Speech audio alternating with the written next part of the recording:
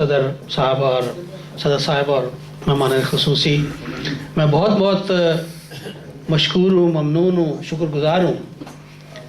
मैं इस काबिल नहीं हूँ कि जितना कुछ आपने समझा और जितना कुछ आपने समझाना चाहा और लिखा, अपनी तरफ से एक कोशिश है मेरी कि जो भी मेरा मुशाहदा है या जो मेरे सामने पेश होता है, मैं उसे अपने अल्फाज की माला में परोने की कोशिश करता हूँ। अब जिस तरह बानों ने कहा कि ये एक आगे जाके एक मौरख जो है वो लिखेगा, वो तस्लीम करेगा या समझेगा कि कौन किसने क्या लिखा है। जहाँ तक अफसाने का ताल्लुक़ है, मैंने अपनी अदबी ज़िंदगी अफसाने ही से शुरू की और उस ज़माने में जब मैं 98 में दोबारा पाकिस्तान से आया 8 साल के बाद, तो कलम मैंने संभाला और अखबार वतन उस वक़्त जारी हुआ करता था जो 35 साल माशाल्लाह रहा। उसमें मैंने 2 साल काम किया, तो मुसलसल कहानियाँ मेरी 2 साल उसमें शाया होती रहीं।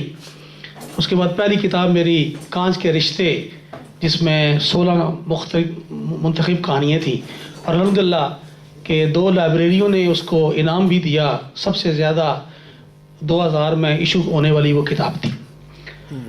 हौसला अफजाई जो है वो एक आबशारी होती है, उसी से ही दरख्त में नई कोंपलें और नया फल लगता है। और इसी तरह अदीब के लिए भी कुछ चंद तालियाँ, चंद अच्छे कलमात जो हैं वो उसके लिए बड़े कारामद साबित होते हैं। और जब तक कि हौसला अफजाई दोस्तों की ना हो, उस वक्त तक कुछ भी ज़िंदगी में काम नहीं हो सकता। जहाँ तक किताब का ताल्लुक़ है, मैं अक्सर अपने मज़ामीन में ये जिक्र करता हूँ कि हमारे यहाँ किताब की वो वैल्यू नहीं समझी जाती। मुझे ये अफसोस से कहना पड़ता है कि हमारे यहाँ ख़रीद के पढ़ना जो है ना, वो एक बीमारी सी है हमारे यहाँ। हमारा यानी बाकी ज़िंदगी के तमाम मसाइल में हम सैकड़ों पाउंड खर्च कर देते हैं, हज़ारों पाउंड खर्च कर देते हैं, लेकिन अफसोस है कि वो किताब जिसमें अदब ज़िंदा रहता है उसकी हम हौसला अफजाई नहीं करते। इसलिए मैंने ये तहैया किया है आगे इंशाअल्लाह कि जब भी कोई किताब शाया करूँगा, खुदा की कसम उसमें कभी मैं नियत नहीं करूँगा कि इसमें मेरे पैसे पूरे हों, बल्कि अल्हम्दुलिल्लाह अल्लाह ने बड़ा कुछ दिया हुआ है। और मेरी जो शरीक हयात है, जिसका जिक्र पहले आ चुका है, जिसका मैं बड़ा ममनून हूँ कि उसने वाकई अपने घर के तमाम काम जो हैं वो संभाले हुए हैं, बिल देना, शॉपिंग करनी। और उसने कहा कि मियाँ जो ज़िंदगी में करते रहे, अब जो करोगे अब खुद ही भरोगे। तो नज़र ये है कि अब तुम्हारा शौक़ है, अच्छा काम कर रहे हो तो करते रहो। तो बहरहाल जब तक इसमें कोई शक नहीं कि जब तक कि अपने साथी का या शरीक हयात का, चाहे वो मर्द हो या औरत हो, उसकी हौसला अफजाई ना हो घर से, तो उस वक्त तक का आदमी कोई किसी ज़िंदगी में कोई काम भी जो अच्छा नहीं कर सकता।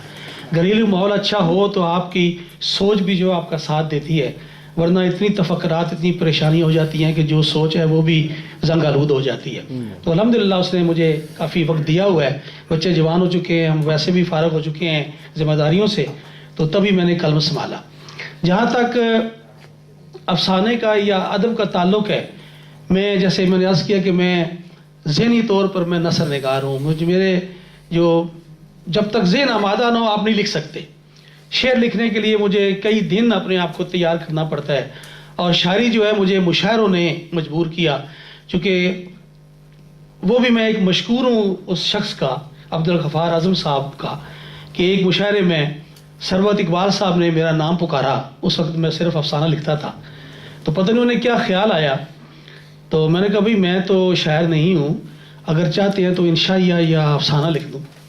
तो अब्दुल गफ़ार आज़म साहब अपनी हस्ब आदत करने, नहीं हमारे पास इतना टाइम नहीं है, आप बैठे रहें। तो मुझे उनका जो अंदाज़ था, इतना हद तक आमेज़ था अंदाज़ था कि मुझे वो बड़ा चुभा। और वो मेरे लिए समझ रहे कि मैं भी साबित हुआ कि घर आया, मैं जब आया तो मैंने एक दोस्त से जिक्र किया, अपने रियाज जाफरी साहब से।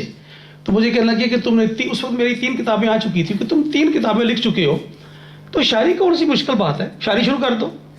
और हकीकत है मुझे इतनी शर्मिंदगी हुई کہ وہ شاعر یعنی مشاعر میں بیٹھے ہوئے جن کو خدا گواہ ہے کہ نہیں پتا کہ قافیہ کس بھیڑ کا نام ہے اور ردیف کس بکری کا نام ہے، اور وہ بھی واہ واہ کروا رہے ہیں. یار میں 3 کتابیں لکھ چکا ہوں، آج تک مجھے پڑھنے کا موقع نہیں ملا. اور اگر ایک آدمی نے غلطی سے بلا لیا تو کہا نہیں آپ بیٹھے رہیں ہمارے پاس ٹائم نہیں ہے. میں نے کہا اب میں ثابت کروں گا کہ آپ کو مجھے ٹائم دینا پڑے گا. تو پنجابی سے میں نے ابتدا کی. پنجابی کی 2 کتابیں میری مرتب ہو چکی ہیں اور ایک ہوائے موس میں دل بھی لکھ چکا ہوں. ابھی تک وہ لوگ وہیں بیٹھے ہوئے ہیں الحمدللہ. اور میں اکثر کہتا ہوں کہ میں وہ خرگوش ہوں جو راستے میں سویا نہیں. ہاں جی، میں سویا نہیں، اسی لیے میری رفتار بہت تیز ہے. بہرحال تو خرگوش کے لیے تو دیکھیے، جب زندگی میں نے ایک اصول بنایا کہ زندگی میں وہ کام نہیں ہو سکتا جب تک کہ آپ دلی طور پر، روحانی طور پر اس میں اپنا وقت نہ لگائیں اور اپنے کام سے مخلص نہ ہوں. اور خدا گواہ ہے کہ میں نے کتابوں پر آج تک کوئی ایک پیسہ نہیں کمایا، بلکہ میری 6 کتابیں نقصان میں گئی ہیں. میں نے آج تک اس کی پرواہ نہیں کی. اور یہ میرا اللہ جانتا ہے کہ جب بھی میں ایک سال میں کتاب لاتا ہوں اس میں 600-700 پاؤنڈ 800 پاؤنڈ خرچ ہوتا ہے میرا. اور اس میں تقریباً 50-60 کتابیں پاکستان تقسیم ہوتی ہیں، 50-60 کتابیں میں اپنے دوستوں کو پوسٹ کر کے بھیجتا ہوں. میری ماشاءاللہ 30% کتابیں بکتی بھی ہیں جی، اس میں بھی خرچہ آتا ہے. لیکن یہ جو ہوائے موس میں دل ہے اور یہ کتاب، اس کے بعد میں میری ابھی 9 کتابیں میری مصفدے تیار ہیں، اتنی میں شاعری نہیں کر سکتا. لیکن میں نے یہ تہیہ کیا کہ آگے سے میں کوئی کتاب پر بھی جو ہے نا وہ اپنی ذات پر سوال ہی نہیں پیدا ہوتا. جتنا بھی خرچ ہوگا وہ میں رائے للہ دوں گا، سلاب کے لیے دوں گا، کسی فنڈ میں دوں گا، کسی اور جذبے سے دوں گا. اور اس میں مجھے یہ بھی ایک نفسیاتی جو مجھے فائدہ نظر آیا وہ یہ ہے کہ جس مجلس میں بھی میں کتاب لے کے گیا، وہاں میں نے جب بھی اعلان کیا کہ میں خدا کی قسم اس کتاب کا فنڈ جو ہے وہ سلاب فنڈ میں جائے گا، اور وہاں میں بہت کم کتابیں گھر میں واپس لایا ہوں. چونکہ لوگوں میں بھی یہ جذبہ پیدا ہوتا ہے کہ بھئی راہ اللہ، کوئی بھی میرے خیال ہے بہت ہی بے حس آدمی ہوگا جو سوچے گا کہ خالی چلا جائے گا، ورنہ ہر آدمی 3 پاؤنڈ دے کے کتاب ضرور لاتا ہے. اور یہ اللہ گواہ ہے کہ یہ 3 پاؤنڈ آپ کے جو ہے نا یہ ان مساجد کے لیے خرچ ہو جائیں گے. جو میں نے 2000 پاؤنڈ میں نے آلریڈی بھیج چکا ہوں، میں بھیج دیے ہیں میں نے ماشاءاللہ. اور وہ الخیر فاؤنڈیشن میں بھیجے ہیں میں نے، کیونکہ وہ بڑا کام کر رہا ہے تو بڑا متاثر ہوا تھا میں، تو وہ 2000 پاؤنڈ میں بھیج چکا ہوں. اور پچھلی کتاب جو میری ہوائے موس میں دل ہے وہ 350 کتابیں میری بکی وہاں ماشاءاللہ. یہ بھی اب تک 80 کتابیں میری بک چکی ہیں.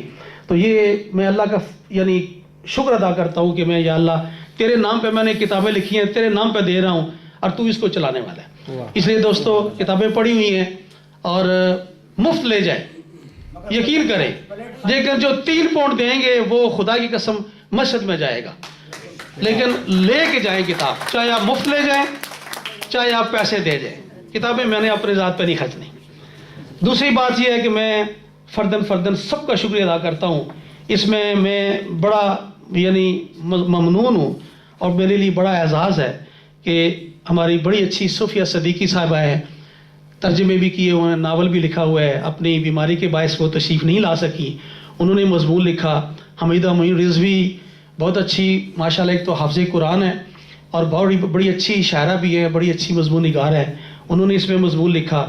میری بڑی محترم بہن بانو ارشد صاحبہ نے لکھا. میری بہن محسنہ جیلانی صاحبہ نے لکھا. سرور ظہیر بھائی نے لکھا. ارشاد ارشی ملک ہے اسلام آباد کی، بہت اچھی شاعرہ خاتون ہے، نظم لکھتی ہیں، انہوں نے لکھا.